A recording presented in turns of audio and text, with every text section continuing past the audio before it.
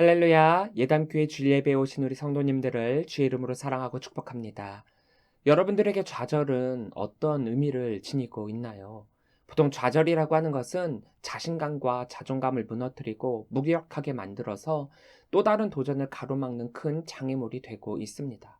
일생일대 도전을 꿈꾸며 바로 앞에 나아갔던 모세입니다. 마음에 확 와 닿아서 시작했던 것도 아니고 큰 책임감과 사명감을 가지고 시작했던 것도 아닙니다. 오로지 하나님의 말씀에 따라 이 사역을 감당하고 시작했던 것입니다. 그런데 모세는 또다시 좌절을 맛보게 됩니다. 하나님의 말씀과 능력을 힘입어서 담대하게 바로 앞에 나아갔지만 결과는 너무나도 형편없는 KO패입니다. 만약 바로에게만 공격을 당했다라고 한다면 그다지 큰 좌절감은 들지 않았을 것입니다. 그런데 바로뿐만 아니라 이스라엘에게까지 당하게 되어 갖게 되는 패배입니다. 바로만이 하나님의 말씀을 가로막았다라고 한다면 어쩌면 다시 그 자리에서 딛고 일어서서 다시금 하나님의 말씀을 바로 앞에서 선포를 했을지도 모르지만 아군이라고 여겼던 이스라엘에게까지 너 때문에 우리가 이렇게 힘들게 되었다라는 그 몹쓸 소리를 듣게 되니까 힘이 쫙 빠지게 되고 이게 뭐지? 지금 내가 뭐 하고 있는 거지? 라는 생각도 들었을 것입니다. 이것이 누구를 위한 것이며 내가 왜 이런 고생을 하고 있는데 라는 이런 고민을 모세가 하게 되었을 것입니다. 하나님께서 부르실 때에 자신과는 이제 별 상관이 없는 이스라엘이라 여겼기 때문에 이스라엘의 구원 사역에 대해서는 모세가 크게 와닿지 않았습니다. 동족의 배반으로 인해 좌절감을 한번 맛본 모세였기 때문에 하나님께서 모세를 부르셨을 때도 썩 내키지가 않은 마음으로 이 사역을 시작했습니다. 그런데 이스라엘의 이러한 태도를 보게 되니까 모세는 다시 한번 좌절감에 빠지게 됩니다. 하나님이 모세를 강하게 몰아세우고 확신과 능력을 보여주셨기에 모세는 그것만을 의지하며 나아가기로 결단했습니다. 그리고 그것이 단 한 번만으로 이루어지지 않을 것이라는 것도 이미 알고 있었습니다. 그럼에도 불구하고 현실적으로 모세 당사자에게 다가온 것은 너무나도 큰 좌절감입니다. 5장 22절 23절입니다. 모세가 여호와께 돌아와서 아뢰되 주여 어찌하여 이 백성이 학대를 당하게 하셨나이까 어찌하여 나를 보내셨나이까 내가 바로에게 돌아가서 주의 이름으로 말한 후로부터 그가 이 백성을 더 학대하며 주께서도 주의 백성을 구원하지 아니하시나이다. 그나마 다행인 것은 이스라엘 백성들은 자신들에게 이 모든 일이 일어나게 되었을 때 바로를 찾아가는 잘못된 선택을 했지만 모세는 이스라엘의 외침에 하나님을 찾게 됩니다.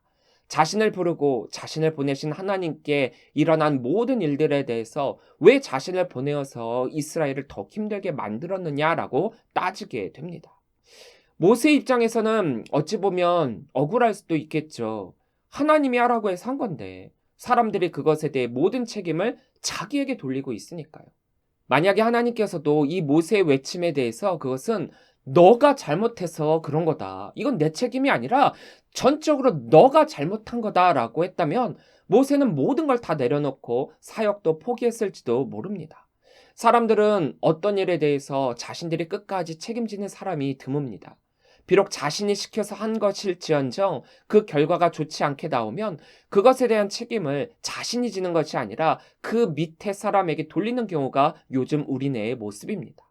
자신이 손해보기를 싫어하거든요. 목회를 하다 보면 별의별 경험을 다 하게 되는데 저 역시도 모세와 이 비슷한 경험을 한 적이 있습니다. 뭔가 지시를 받았는데 그게 잘 되지 않았습니다. 어떻게 보면 아니야만 못할 정도로 더 상황이 안 좋아졌습니다. 제가 다 잘했다는 건 아닙니다. 원하는 결과를 내지 못한 잘못도 있죠. 그 일을 당한 저도 당황스러웠지만 그렇게 하도록 시켜서 한 것임에도 불구하고 그 결과의 책임을 저한테 지라는 것에 대해서 굉장히 힘들었었습니다. 그러나 그 힘듦을 넘어설 수 있었던 것은 저의 이 상황과 억울함을 아시는 한 분 때문이었습니다. 그분의 한마디의 위로가 그 억울함을 넘어서서 사람을 미워하지 않고 계속해서 사역할 수 있도록 했었습니다. 무슨 말이었느냐? 목사님, 지켜드리지 못해서 죄송합니다. 사실 이분이 죄송할 것은 전혀 없었거든요. 이분은 이것과 상관이 없었습니다. 그럼에도 나에 대해서 알고 계시는 이분의 이 말 한마디가 저에게는 굉장히 큰 힘이 됐습니다. 이 사건을 통해 저의 목회 철학 한 가지가 생겼습니다. 제가 지난번에 한번 말씀드린 적이 있는데 사역을 할 때 전도사들에게는 전적으로 그 책임을 지우지 않고 마음껏 일할 수 있게 한다라고 했습니다. 전도사뿐만 아니라 제 지시를 받는 사람들에게는 되도록 책임을 따지지 않았습니다. 웬만하면 모든 책임은 제가 지려고 했습니다.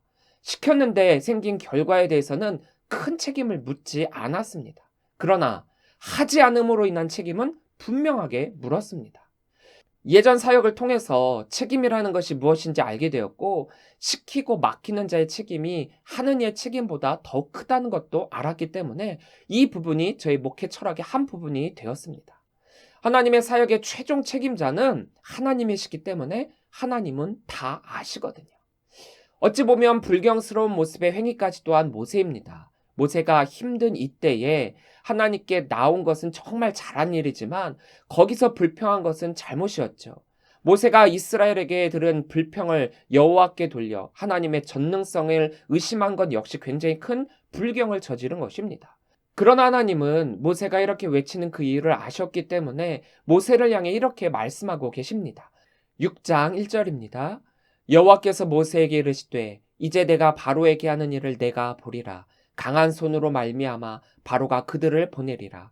강한 손으로 말미암아 바로가 그들을 그의 땅에서 쫓아내리라. 하나님은 모세를 징벌하는 대신에 격려했고 그를 그만두게 하는 대신에 직임을 새롭게 하셨고 그를 죽이는 대신에 자비로움으로 나타내셨습니다. 우리는 불평과 비난을 쫓는 모세의 모습에서 이때 그의 신앙은 아직 미성숙했음을 알 수 있습니다. 그렇기에 앞으로 일어날 일들은 모세의 신앙의 성숙을 위해서도 반드시 필요한 부분이기도 합니다. 위대한 지도자 모세라는 타이틀은 처음부터 가지고 있었던 것이 아니라는 거죠.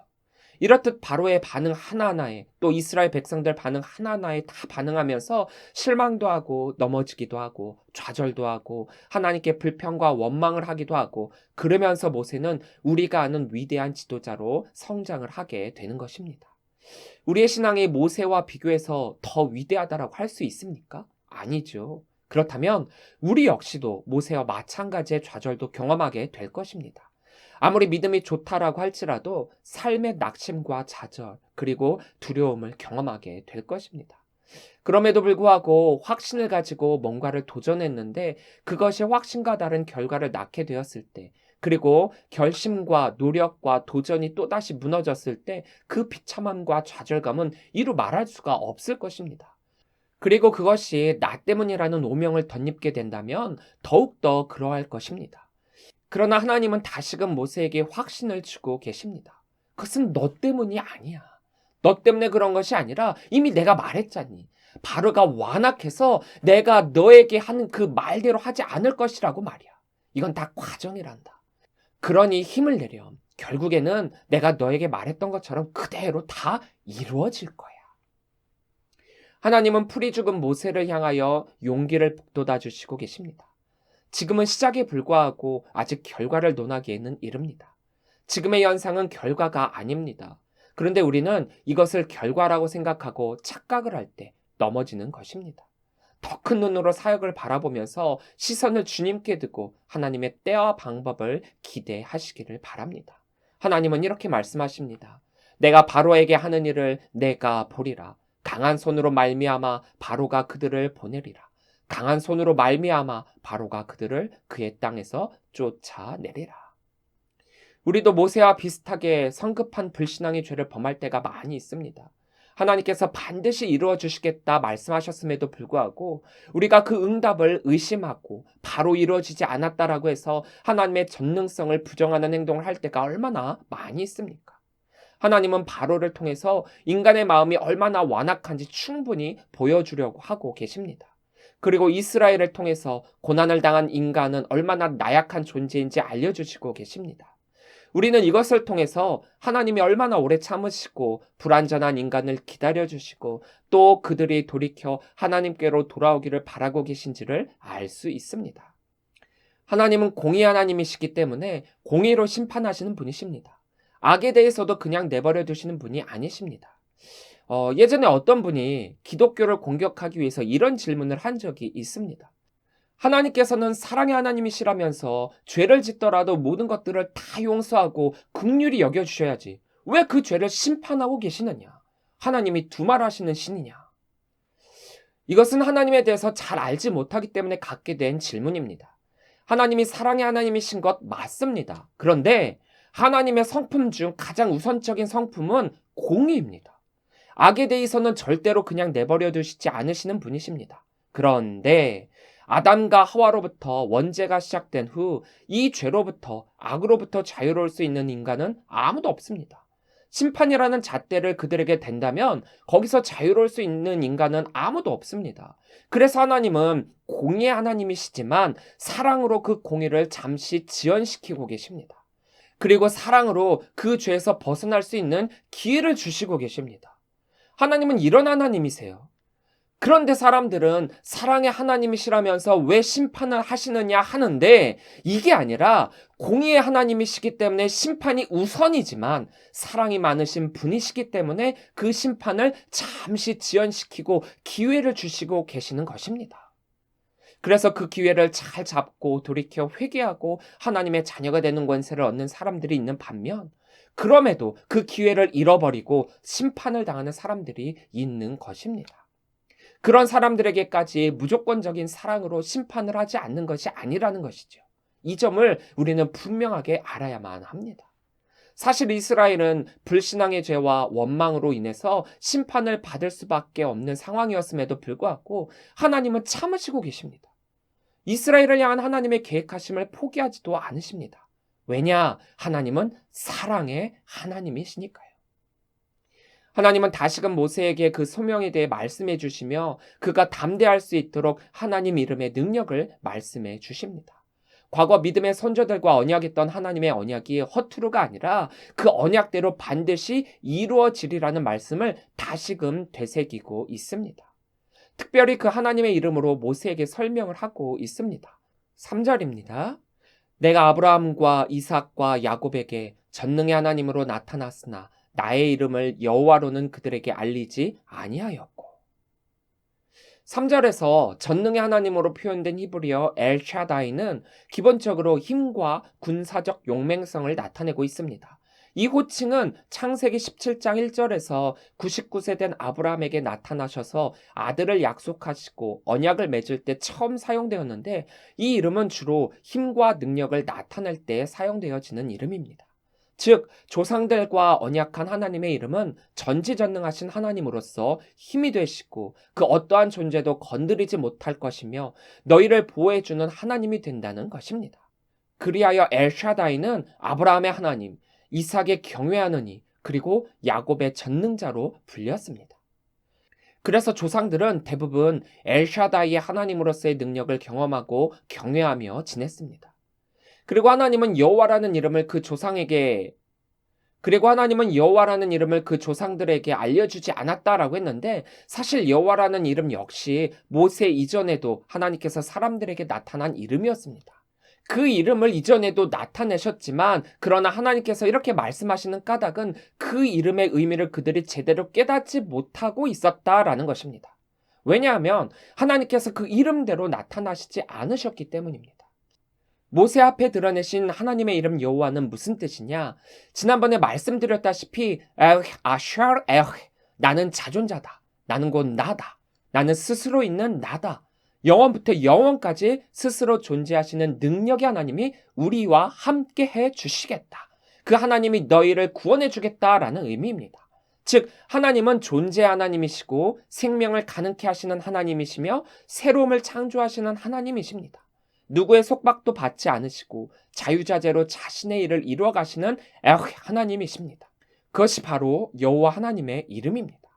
좀 더 구체적으로는 여호와라는 이름은 언약의 완성으로 곧 나는 너희의 하나님이 되고 너희는 나의 백성이 되리라는 말씀의 성취입니다. 이 말의 의미를 선조들은 알지 못했기에 여호와 하나님의 의미를 정확히 알지 못하고 하나님을 불렀지만 이제 이스라엘은 여호와 하나님의 의미를 알게 될 것입니다. 언약을 이루시는 하나님을 말입니다. 여호와 하나님이 이제는 모세 이후로부터는 확실하게 드러나면서 하나님의 이스라엘 백성의 하나님이 되시며 그 은혜와 신실하심에 있어서 불변하시다라는 것을 말씀하시고 계십니다. 이것이 여호와 하나님 이름의 의미입니다. 하나님은 바로 이 점을 강조하고 계십니다. 4절부터 5절입니다. 가나안 땅 곧 그들이 거류하는 땅을 그들에게 주기로 그들과 언약하였더니 이제 애굽 사람이 종으로 삼은 이스라엘 자손의 신음소리를 내가 듣고 나의 언약을 기억하노라. 이것은 하나님께서 이스라엘의 선조들과 맺은 언약입니다. 그리고 지금 이스라엘에게도 해당이 되는 언약입니다. 그렇기에 애굽이 이스라엘을 계속해서 노예로 그 땅에 머물도록 하는 것은 불가능한 것입니다. 왜냐하면 하나님은 그 언약을 반드시 지키시는 분이시기 때문에 절대로 하나님의 백성을 그냥 내버려 두시지 않으시겠다라고 하셨기 때문입니다. 이렇듯 그 언약을 이루실 분으로 그 이름 여호와 하나님으로 드러내고 계십니다. 6절에서 8절을 보면 이제 하나님은 이스라엘에게 세 가지를 말씀하고 계십니다.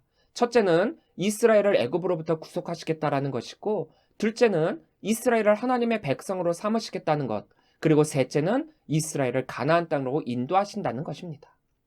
이스라엘 스스로는 이 문제를 해결할 수 없습니다. 지난주에도 말씀드렸다시피 문제부터 잘못 읽으면 답은 당연히 틀릴 수밖에 없다라고 했습니다. 바로 역시 이스라엘을 구원해 주리가 절대로 아닙니다. 그런데 엉뚱한 데 가서 항의를 했기 때문에 그들은 답이 틀린 것입니다.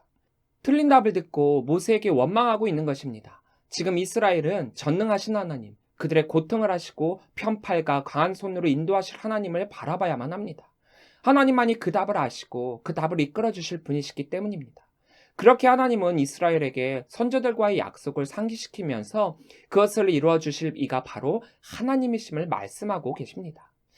그럼에도 불구하고 이스라엘은 자신들의 버거운 노역으로 인해 하나님의 말씀이 귀에 들어오지 않고 있습니다. 9절입니다. 모세가 이와 같이 이스라엘 자손에게 전하나 그들이 마음의 상함과 가혹한 노력으로 말미암아 모세의 말을 듣지 아니하였더라. 때로 우리도 심한 고통과 고난을 당하게 되면 그것이 트라우마로 남게 되어서 잊혀지지가 않고 어떤 말과 약속이 주어지더라도 들리지 않을 때가 있습니다. 믿으려 하지 않고 의심부터 하게 되죠. 인간은 많이 나약한 존재입니다. 참 안타까운 일이죠. 사실을 말해줘도 진실을 알려줘도 그것을 보고 들을 수 있는 눈과 귀가 없기 때문에 이들은 자기의 눈앞의 현실만을 보고 한탄을 하고 있습니다. 우리들의 시선이 어디를 향하고 있어야 하는지를 보여주는 단적인 면입니다. 눈앞의 고난만 보면 그 고난에서 벗어날 수 없지만 저 멀리 승리를 바라보면 고난을 이겨낼 수가 있습니다. 밭을 맬 때 내 눈앞만 보고 매게 된다면 그 밭은 삐뚤삐뚤 될 수밖에 없습니다. 하지만 기준을 정하고 잣대를 정하고 그것을 바라보면서 매면 똑바로 나아갈 수가 있습니다. 지금 이스라엘은 삐뚤삐뚤 될 수밖에 없습니다. 왜냐하면 하나님을 보지 않고 자기들의 앞만을 보고 있기 때문이죠. 우리의 신앙은 내 앞을 보는 것이 아니라 하나님을 보는 것입니다. 우리의 시선이 하나님을 향하는 것입니다. 우리들의 믿음이 하나님을 바라보는 것입니다. 그래야 제대로 된 답을 쓸 수 있는 것입니다. 10절부터 11절입니다. 여호와께서 모세에게 말씀하여 이르시되 들어가서 애굽 왕 바로에게 말하여 이스라엘 자손을 그 땅에서 내보내게 하라. 이제 하나님은 모세에게 다시금 바로에게 가라고 명령하십니다.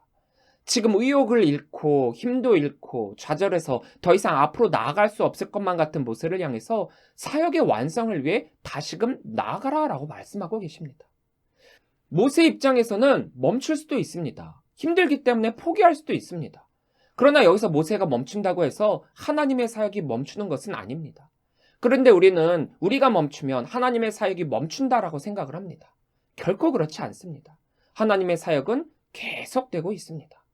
그런데 이렇게 생각해 보십시오. 멈추지 않는 하나님의 사역을 내가 멈추면 나는 실패자로 남게 되지만 멈추지 않는 하나님의 사역에 내가 동참을 하게 되면 나는 그 사역을 이룬 사람이 됩니다. 이미 그러한 사역을 경험해 본 분들이라면 이 말이 와닿는 느낌이 확 다를 것입니다. 저도 그랬거든요. 저도 몇 번이고 그 자리에서 멈출 뻔한 상황들이 있었었지만 지금까지도 사역의 자리에 있을 수 있는 까닭은 그런 저를 격려해 주시고 사용해 주시는 하나님이 계시기 때문입니다. 신앙을 할 때 여러분들을 가로막고 있는 여러 장애물들로 인해서 좌절하고 절망하는 것으로 멈춘다면 여러분들은 실패할 수밖에 없지만 하나님은 그런 여러분들을 그냥 실패자로 멈추게 하는 것이 아니라 오늘 모세를 다시금 격려하시고 힘주시고 그 사역의 자리로 나아갈 수 있도록 해주시는 것처럼 여러분들을 계속해서 사용하실 것입니다. 결국에는 우리의 믿음의 역량에 따라서 우리가 어떤 마음과 결단으로 그 사역을 감당하는가에 달려 있습니다. 고난과 좌절이 나의 믿음을 꺾을 것인가? 이 부분을 깊이 묵상해 보시기를 바랍니다. 12절입니다. 모세가 여호와 앞에 아뢰어 이르되 이스라엘 자손도 내 말을 듣지 아니하였거든 바로가 어찌 들으리이까? 나는 입이 둔한 자니이다. 모세는 여전히 마음의 불편함이 있습니다. 이미 하나님이 하라는 대로 했음에도 불구하고 백성들의 원망을 들었던 터라 불안하기 그지없습니다. 이스라엘의 낙담과 원망이 모세로 하여금 더욱 힘이 빠지게 했습니다. 그래서 하나님의 사역을 거절하기 위해서 사용했던 말을 또다시 사용하고 있습니다. 나는 입이 둔한 자이다. 그런데 모세가 착각하는 것이 하나 있습니다. 그것은 이스라엘 백성들을 내보내달라고 바로를 설득해야 한다고 생각한다는 점입니다. 설득이 아니라 바로에게 선포하는 것입니다. 하나님의 말씀을 선포하여 명령하는 것입니다. 11절에서 하나님께서 분명하게 말씀하시지 않으셨습니까? 이스라엘 자손을 내보내게 하라. 선포입니다. 애굽보다 바로보다 더 권위 있으신 하나님이시기 때문에 그들을 향해 선포하고 있는 것입니다. 그런데 우리도 착각하는 것이 자꾸 사단과 타협하려고 하고 죄에 대해서 설득하려고 합니다. 하나님의 말씀대로 선포하기만 하면 되는데 그 뒤는 하나님께서 해주실 것인데 우리가 자꾸만 그 권위에, 그 죄의 권위에 눌려가지고 자꾸 거기에 설득을 하려고 좀 이렇게 해주시면 안 되겠습니까? 좀 이렇게 하면 조금 더 낫겠습니다. 그러나 하나님은 분명히 우리들에게 말씀하시는 것은 그 죄에 대해서, 그 악에 대해서 우리에게 선포하라라고 말씀하고 계십니다. 여호와 그 이름의 능력은 절대로 여러분들을 그냥 홀로 내버려 두시는 것이 아니라 반드시 이루시는 분의 이름의 능력입니다. 그것도 못하는 것이 하나도 없으신 절대자, 전능자, 엘샤다이 여호와 하나님의 이름이십니다. 그 이름을 부를 때 우리는 승리할 수 있습니다. 그런 분이 여러분들의 삶을 다시 일으켜 세워주실 것입니다. 그럴 때 그 힘으로 다시 일어서시는 성도들이 되시기를 바랍니다. 코로나19로 인해 경제적으로도 개인적으로도 참 힘든 때이고 교회 때문이라는 억울하고 참담한 일들을 경험하게 되는 때입니다. 이럴 때일수록 우리의 신앙은 더욱 담대해져야 합니다. 왜냐하면 이런 때이지만 하나님의 역사는 멈춤이 없기 때문입니다. 여러분들의 앞길을 가로막는 장애물이 있을지라도 혹은 억울하고 때로는 너 때문이라는 말을 듣게 되는 상황이 오더라도 하나님의 사역 안에서 하나님은 결코 너 때문이라 말씀하시지 않으십니다.